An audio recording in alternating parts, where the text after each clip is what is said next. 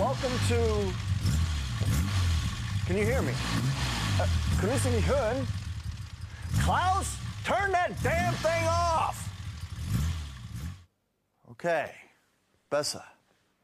Welcome to Grundkurs English, and sorry about that, but did you recognize the sound? It's like music to my ears. My favorite car sounds like that. Here, oh, here. Yeah, I brought a picture for you. Isn't it beautiful? It's a DB Mark III, and es hat überhaupt nichts zu tun mit Deutsche Bahn. James Bond is driving one of these babies, of course, with some special equipment. And there we are, at today's literature. Ian Fleming invented James Bond, and yes, there were books before the movies. And our grammar agent, Carolyn, will show us the present perfect and the present perfect continuous today. But first, as promised, Bond. James Bond. Our piece of literature for today is from Goldfinger. Mr. Bond is on a mission in his Aston Martin DB3 to the famous town of Sandwich. Don't worry if you don't understand every word. It's a lot of spy language. Yeah, he's here. Bond settled back into second and let the car idle. He reached for the white gunmetal case of Moreland cigarettes on the neighboring bucket seat, fumbled for one and lit it from the dashboard. He had chosen the A2 in preference to the A20 to Sandwich because he wanted to take a quick look at Goldfinger Land, Reculver and those melancholy forsaken reaches of the Thames which Goldfinger had chosen for his parish. He would then cross the Isle of Thanet to Ramsgate and leave his bag at the Channel Packet, have an early lunch and be off to Sandwich. The car was from the pool. Bond had been offered the Aston Martin or the Jaguar 3.4. He had taken the DB3. Either of the cars would have suited his cover, a well-to-do, rather adventurous young man with a taste for the good, the fast things of life. But the DB3 had the advantage of an up-to-date triptych, an inconspicuous colour, battleship grey, and certain extras which might or might not come in handy.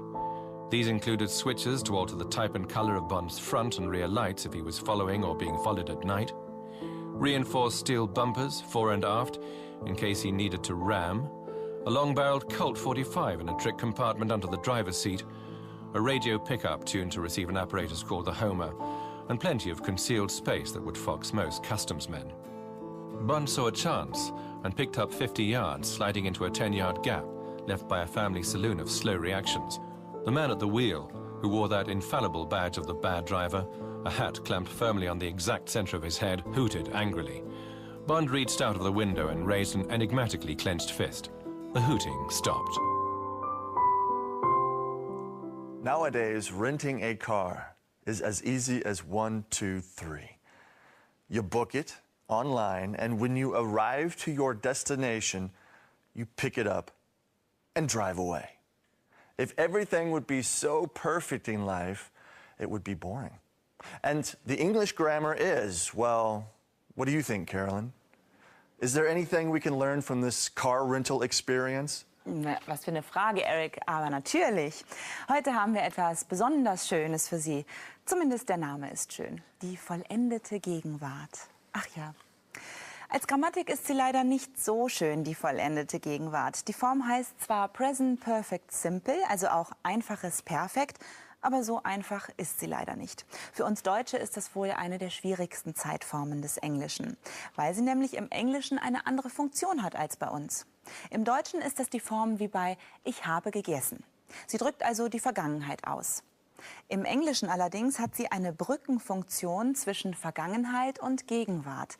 Es interessiert dabei weniger, wann etwas stattgefunden hat, sondern wichtig sind die Auswirkungen auf die Gegenwart. Bevor wir uns ein paar Beispiele von Erics Amerikareise anschauen, zeige ich Ihnen noch kurz, wie die Form überhaupt gebildet wird. Sie sehen, die Form wird aus have bzw. has bei der dritten Person Singular und dem sogenannten Past Participle des Verbs gebildet. Jetzt haben wir hier noch einmal alle Konjugationen. He, she, it has done und we, you, they have done. Dann ist das Past Participle von to do. So, jetzt schauen wir uns ein paar Beispiele bei Eric an.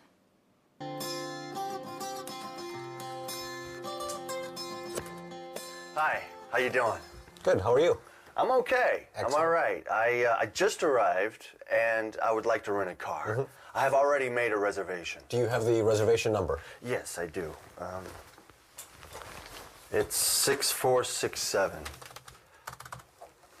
Have you ever rented a car from us, sir? Yes, I have. I've been renting a car from your agency for a long time. And how often have you rented a car from us? I have lived in Europe for 15 years now. To answer your question, I've rented a car from your agency at least 15 times. Do you have a valid driver's license and a major credit card, please? Yes, I do. Thank you.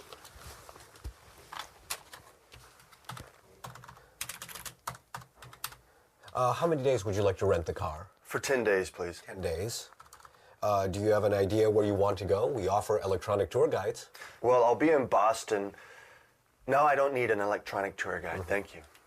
One moment while I process your order. I'm gonna call up Uncle Mike. Hi. Uncle Mike, how are you? Yeah, I just landed. Yeah, I'm at the car rental agency.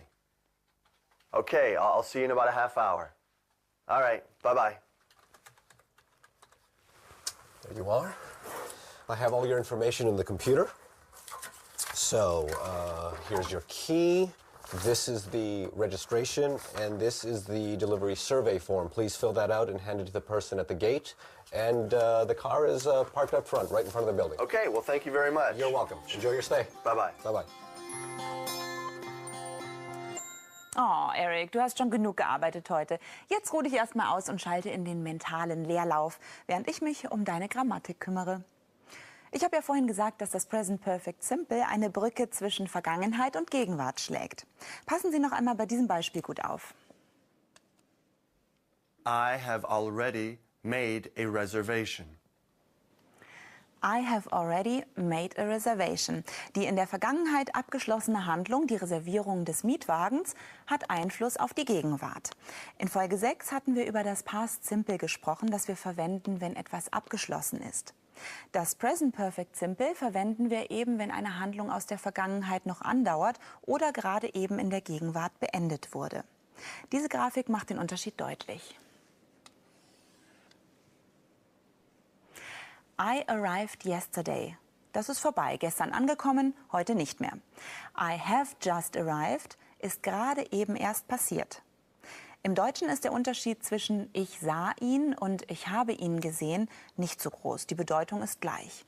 Im Englischen muss man aber schon schauen, ob man das Past Simple oder das Present Perfect Simple wählt. Jetzt habe ich was Schönes für Sie, die Jenny-Regel. Das Present Perfect Simple wird verwendet bei unbestimmten Zeitangaben, bei den Jennys. Wenn Sie eines dieser Wörter in einem Satz benutzen möchten, dann nichts wie her mit dem Present Perfect Simple.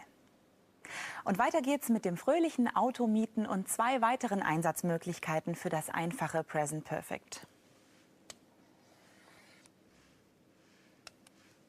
How often have you rented a car from us, sir? I have rented your cars at least 15 times. Der gute Mann am Schalter fragt nach dem Ergebnis von Erics Handlung in der Vergangenheit. How often have you rented a car from us? Und Erics Antwort ist dieses Ergebnis, at least 15 times. Er antwortet im Present Perfect Simple, da es sich um das Ergebnis einer Handlung in der Vergangenheit handelt, das in der Gegenwart eine Rolle spielt. Jetzt übergebe ich erstmal an Eric. Eric, vielleicht hättest du lieber ein Fahrrad ausleihen sollen. Fahrradfahren soll ja auch gut für die Figur sein. Chicken Dentori. How about a Rogan Josh? Eric, what are you doing? Oh, sorry. Ja, ich habe ein bisschen Hunger. Also übrigens, wir Amerikaner halten nichts von Radfahren.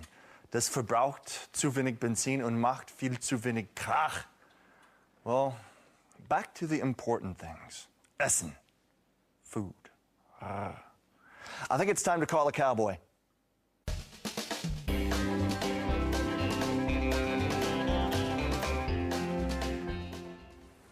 Hi, how are you? Hi, I'm fine. How are you? Good. May I take your order, please? Yes, please. I'll have the menu, please. Oh, okay. Yes, I'll take this menu, please. Oh, this is the menu. Okay. I think it's time to call a cowboy.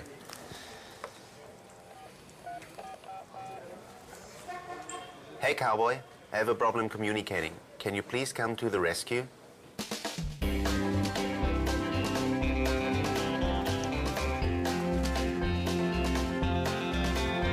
Okay, I'm coming to the rescue.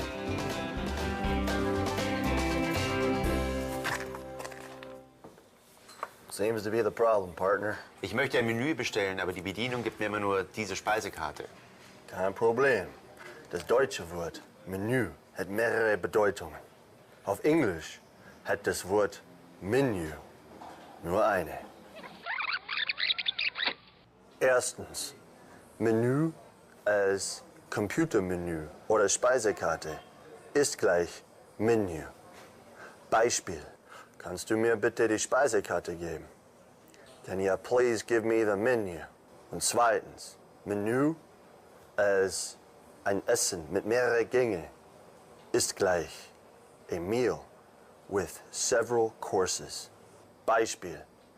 Ich nehme das Menü mit ein Bier, bitte. I'll take the meal with the 3 courses, please, and a beer. Thank you, cowboy. Now I know the difference between menu and menu. It's a pleasure, partner.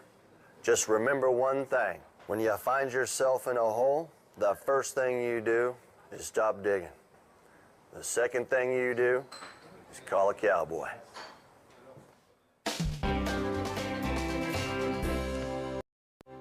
Ja, ich nehme Menü Nummer 3 bitte, ein Bier und die 820. Okay, Dankeschön. Auf Wiederhören. Now I'm really hungry. I'm so hungry I could eat an ox. But my hunger just has to wait. I have to take all of you to the end of this episode before I can start eating. Did you hear that? That's the kind of host I am, responsible and goal-oriented. Yeah. So, I will just have to ignore my stomach and suffer for all of you and for all of your vocabulary.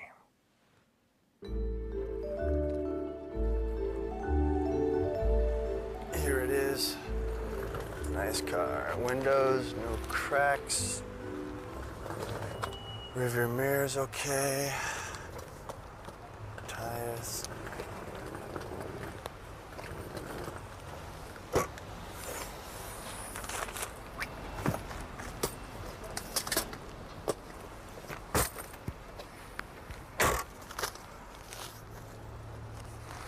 Okay, air pressure.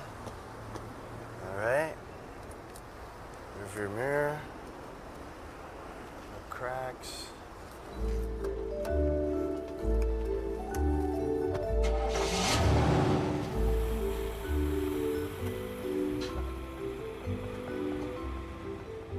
English is a funny language. You got bubblegum English, cup of tea English. That explains why we park our car in the driveway and drive our car on the parkway. A quote from an unknown author. Who was that man? English is a funny language.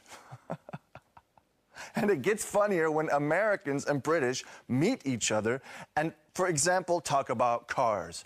In Goldfinger, people hoot, and Americans like moi, we honk. It is the same sound, but 2 different words. But there are more in Say It Again, Sam.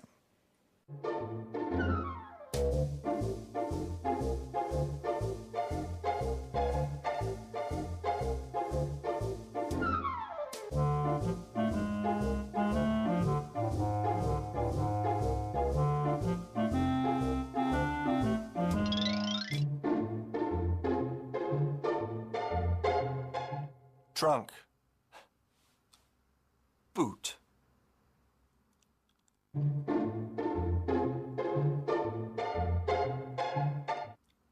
Truck.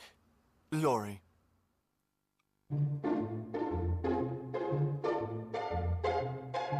Gas.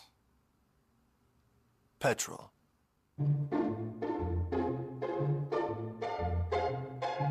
Hood. Bonnet.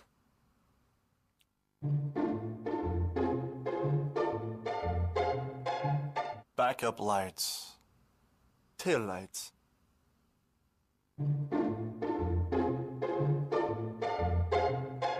License plate. Number plate.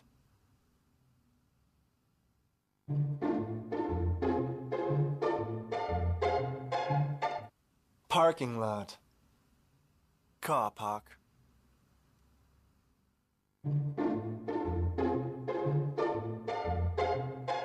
Windshield.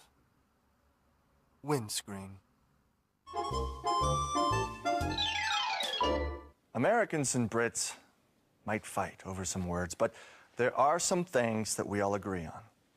Canadians have the funniest accent. Oot and a boot. And no, Canada is not part of the United States of America, but enough of those typical cliches. Here are some hard facts about the land of the maple leaf.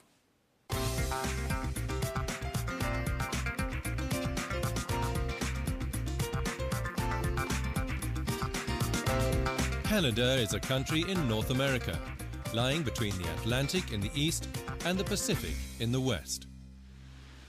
Wild coastline marks Canada's boundaries.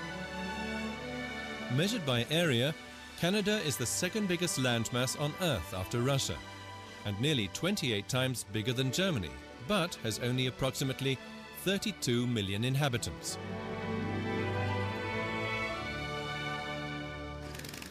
Canada is a typical immigration country. In 2006, more than 6 million immigrants lived here. Canada is an important industrial state, offers work opportunities, and is one of the wealthiest nations in the world.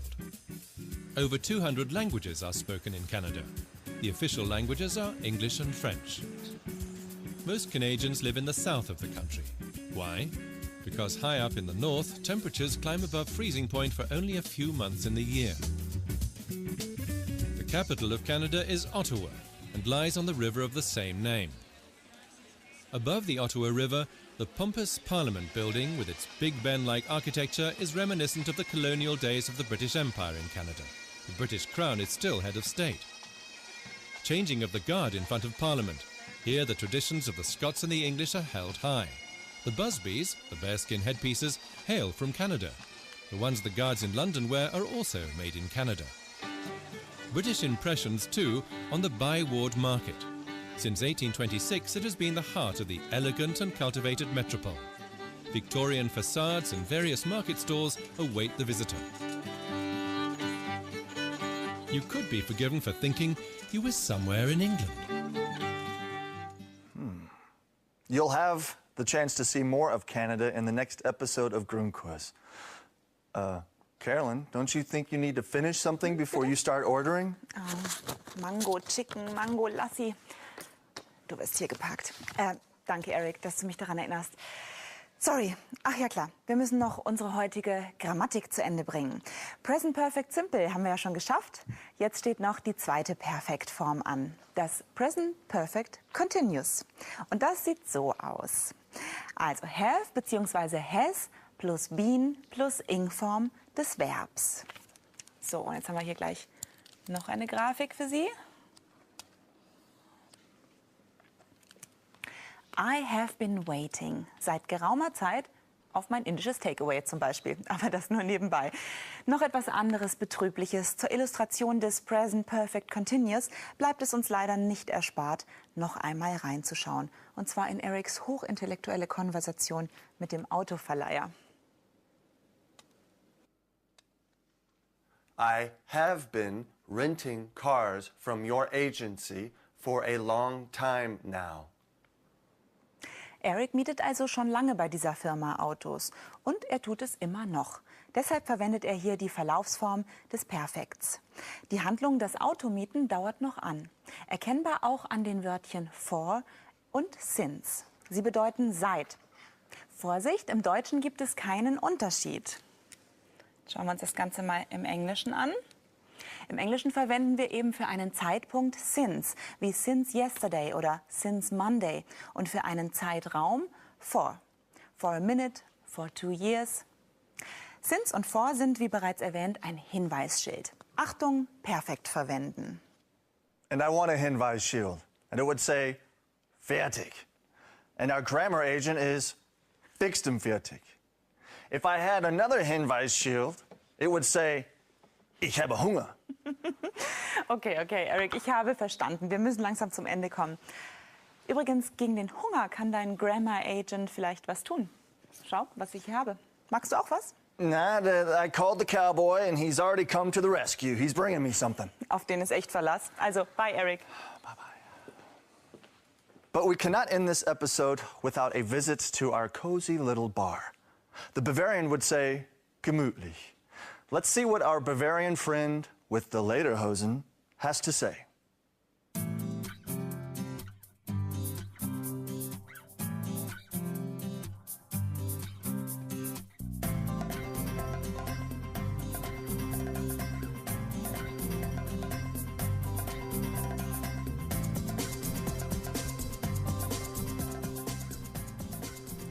Thank you, man.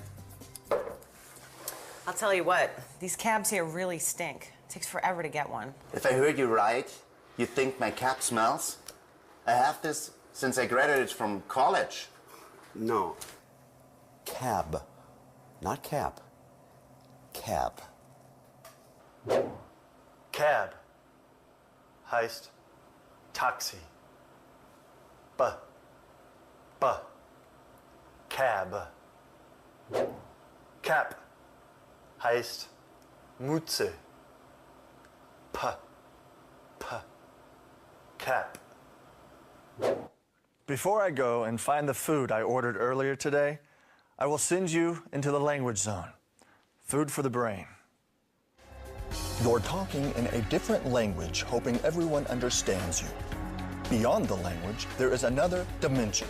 A dimension of articulation, a dimension of self-confidence, a dimension of knowledge. You are moving in a land of both listening and comprehension. You are now entering the language zone. Many people know him as Bond, James Bond, or 007. As we listen to In Fleming's Goldfinger, Mr. Bond was zipping around in his Aston Martin DB3 to investigate the gold-obsessed Goldfinger's parish. Goldfinger is one of the more memorable villains to cross paths with James Bond. Does Mr. Bond catch up to Goldfinger? Who really is Goldfinger? Find out by reading the rest of the book and not by watching the movie. Vacationer Eric finally makes it back to his homeland. Eric needs to get around Massachusetts somehow, and the best way would be by renting a car. Eric rents a car, not the kind of car James Bond would, to get him from point A to point B. In the conversation at Rock Car Rentals between Eric and the rental agent, present perfect was used. For example, I have just arrived, or how often have you rented a car from us? Have or has plus the past participle forms the present perfect. Perfect. Go west, young man. And we did. This time we introduced you to Canada. We learned some stuff about the wild country in the north of American continent. Who was that man in the leather boots? Oh, it was our cowboy. He actually helped us with the word menu. Now we know the difference between the German word menu and the English word menu. Humphrey Bogart and Sherlock Holmes once again proved their point how American English and British English are unlike each other. At least now we know some automobile expressions in American and British English. So the next time any one of you goes on a holiday or vacation, we know which words to use. And once again, the annoying Bavarian in Boston helped us phonetically understand the difference between cab, and cab. So now I'm off as well. Ich höre. Okay. My grammar agent, Carolyn, has just informed me that Goldfinger stole our food. I guess I have to jump into my dream car DB3 and pick up a burger and fries myself. I'm not feeling too well, so I'll just go through the drive-thru. So, thanks for watching today. Hope to see you next time. Good luck and auf Wiedersehen.